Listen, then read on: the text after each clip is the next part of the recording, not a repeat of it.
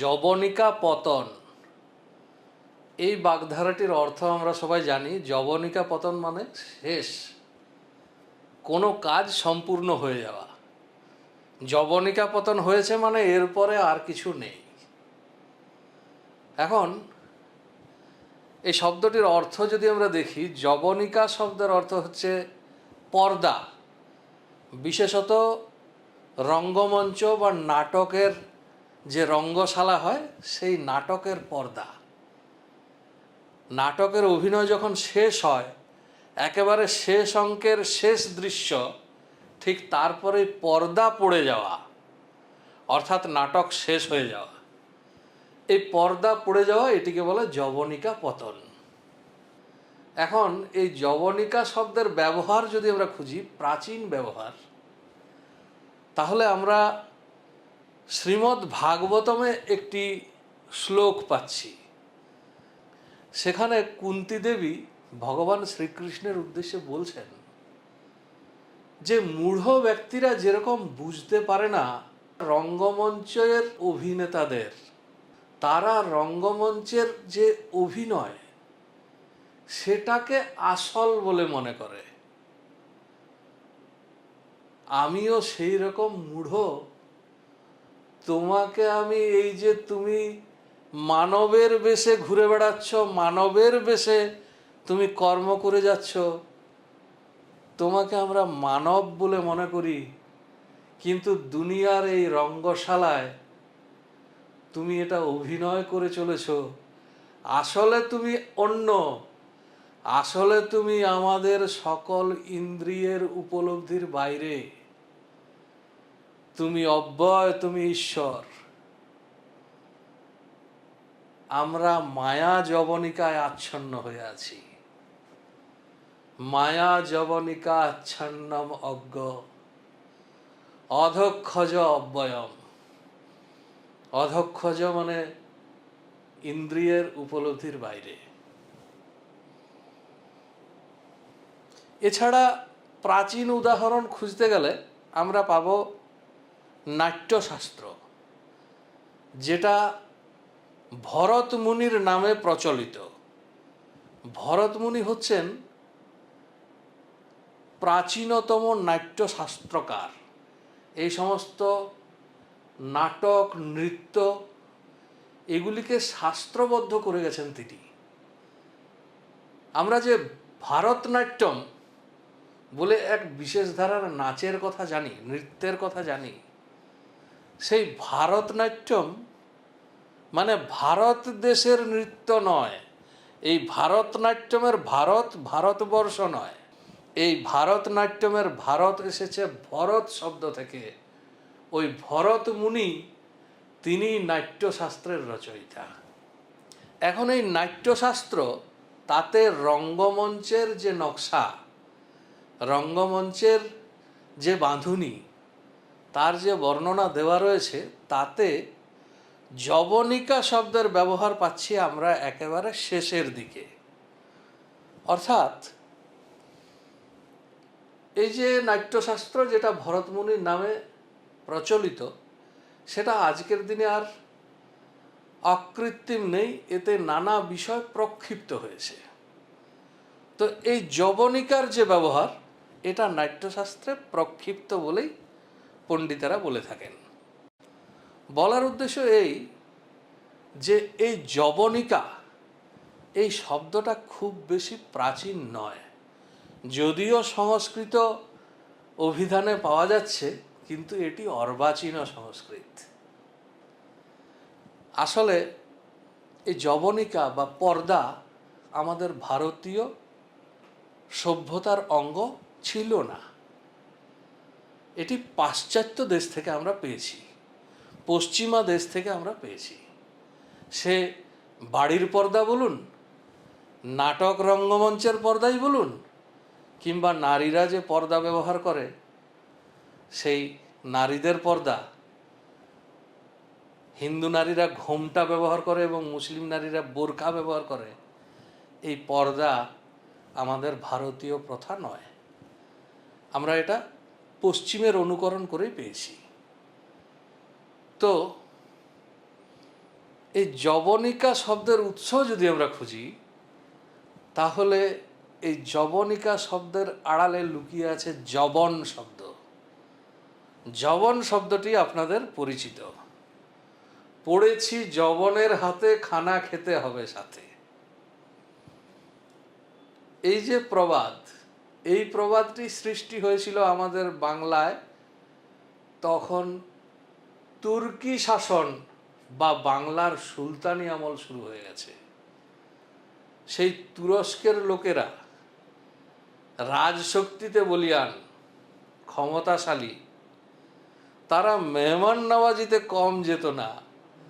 তারা যদি কোনো ব্রাহ্মণকে পাকড়াও করে যদি বলতেন যে এসো তুমি আমার বাড়িতে খেয়ে যাও, সেই ব্রাহ্মণের হতো মহা মুশকিল, শ্যাম রাখি না কুল রাখি অবস্থা। যদি ব্রাহ্মণ তার খানা খান তাহলে ব্রাহ্মণের জাত যাবে, আর না খেলে গরদান। সুতরাং গরদান বাঁচানোই বুদ্ধিমানের কাজ। সেই জন্যে পড়েছি যবনের হাতে, খানা খেতে হবে সাথে। তাহলে যবন কারা হলো? যবন হলো ওই তুরস্ক থেকে আসা দেশের লোকেরা। এখানে একটা কিন্তু আছে। কিন্তুটা এরকম, তুরস্ক থেকে আসা লোকেরা যবন, কিন্তু তার আগে যারা এসেছে পশ্চিম দেশ থেকে তারাও যবন নামে পরিচিত হয়েছিল। অর্থাৎ যবন মোটা দাগে বলতে গেলে ভারতের পশ্চিম দেশ যেখানে বৈদিক সংস্কৃতি নেই, বৈদিক আচরণ নেই, সেই সমস্ত দেশের লোকেরা হচ্ছে যবন। এক কথায় সমগ্র পশ্চিম দেশ হচ্ছে যবন। যেমনটা আমরা আরেকটি শব্দ ব্যবহার করে থাকি, ফিরিঙ্গি। ফিরিঙ্গি প্রসঙ্গত বলি, এই ফিরিঙ্গি বলতে আমরা ইউরোপের সাদা চামড়ার মানুষদের বুঝি, কিন্তু ফিরিঙ্গি শব্দের বিস্তার এতটা নয়। ফিরিঙ্গি শব্দের একটা বিশেষ অর্থ আছে এবং ইতিহাস আছে। ইতিহাসটা এরকম, আপনারা জানেন ইতিহাসে একাদশ শতক থেকে ত্রয়োদশ শতক এই 200 বৎসরে 7টি ধর্মযুদ্ধ হয়েছিল, 7টি ক্রুসেড হয়েছিল মুসলিমদের সঙ্গে খ্রিস্টানদের, জেরুসালেম শহরের দখলকে কেন্দ্র করে। বিস্তারিত যাব না। প্রথম ক্রুসেড হয়েছিল রোমান সম্রাটের নেতৃত্বে, একেবারে অপরিকল্পিতভাবে। এই ক্রুসেডে মোটামুটি বলতে গেলে খ্রিস্টানদের পরাজয় হয়েছিল। কিন্তু দ্বিতীয় ক্রুসেড, তার নেতৃত্বে ছিল ফ্রান্স, এবং সংগঠিতভাবে এই যুদ্ধ হয়েছিল, পরিকল্পিতভাবে এই যুদ্ধ হয়েছিল, ফলে জেরুসালেমের দখল তারা নিতে পেরেছিল। এই মধ্যপ্রাচ্যের লোকেরা, মুসলিম দেশের লোকেরা বা আরবের লোকেরা ওই ফ্রান্সের রাজা সেনাবাহিনীদের বলতো ফ্রাঙ্ক। এই ফ্রাঙ্ক শব্দটি ক্রমশ উচ্চারণ পরিবর্তিত হয়ে ফিরিঙ্গি শব্দে পরিবর্তিত হয়েছে। পরবর্তীতে আমরা ভারতীয়রা ইউরোপীয় মাত্রেই ফিরিঙ্গি বলেছি। অ্যান্টনি ফিরিঙ্গি যে ঐতিহাসিক চরিত্র, তিনি ছিলেন পর্তুগিজ বাবার সন্তান। আমরা ইংরেজদেরও কথায় কথায় ফিরিঙ্গি বলেছি। তেমনি তুরস্কের লোকেদের আমরা যবন বলেছি, তার আগে যে গ্রিকরা এসেছিল তাদেরও আমরা যবন বলেছি। এখন বিষয় হচ্ছে, এই যবন শব্দটি অতি প্রাচীন। এর পিছনে একটা মহাভারতে কাহিনী আছে। কাহিনীটি এরকম, চন্দ্রবংশে রাজার বড় ছেলে রাজা হবে এটা দস্তুর, কিন্তু আগেও একবার ব্যতিক্রম ঘটেছিল যযাতির বেলায়। যযাতির জ্যেষ্ঠ পুত্র রাজা হয়নি, কনিষ্ঠ পুত্র রাজা হয়েছিল। কাহিনীটি এরকম, যযাতি দৈত্যগুরু শুক্রাচার্যের কন্যা দেবযানীকে বিয়ে করেছিল, কিন্তু যযাতি অত্যন্ত কামুক লম্পট প্রকৃতির ছিল। সে দেবযানীর দাসী শর্মিষ্ঠার সঙ্গে বিভিন্ন রকম সম্পর্কে জড়িয়ে পড়েছিল, এবং যখন এই বিষয়টি জানাজানি হয়ে যায়, তার শ্বশুর শুক্রাচার্য রেগে গিয়ে তাকে অভিশাপ দিয়েছিল যে তোমার মতো লম্পট আমি দেখিনি, তুমি এই মুহূর্তে জরদ্গব বৃদ্ধ হয়ে যাও। শুক্রাচার্যের অভিশাপে যযাতি সেই মুহূর্তে লোলচর্ম বৃদ্ধে পরিণত হয়েছিলেন। পরে তো যযাতি যথারীতি প্রচুর কান্নাকাটি অনুনয় বিনয় করলেন, কিন্তু শুক্রাচার্য বললেন যে অভিশাপ তো বাবু ফেরত হয় না, তবে অভিশাপ খানিকটা লঘু করা যায়। তুমি এক কাজ করো, তোমার তো এতগুলি সন্তান আছে, তুমি তোমার যে কোনো সন্তানের সঙ্গে বার্ধক্যটি বিনিময় করে তার যৌবন তুমি ভোগ করতে পারো। রাজা যযাতি খুশি হয়ে তার জ্যেষ্ঠ পুত্র যদুর কাছে গেলেন। যদুকে বললেন, যদু তুই তো রাজা হবি দুদিন পর, এক কাজ কর, তোর যৌবনটা দে আর আমার বার্ধক্যটা নে। যদু বলল, বাবা আমার রাজা হওয়ার দরকার নেই, এই যৌবন উন্মত্ত যৌবন আমি এইটি ভোগ করব, তুমি বরং তুর্বশুকে বলো। রাজা যযাতির ছিল 5 পুত্র, যদু, তুর্বশু, দ্রুহু, অনু এবং পুরু।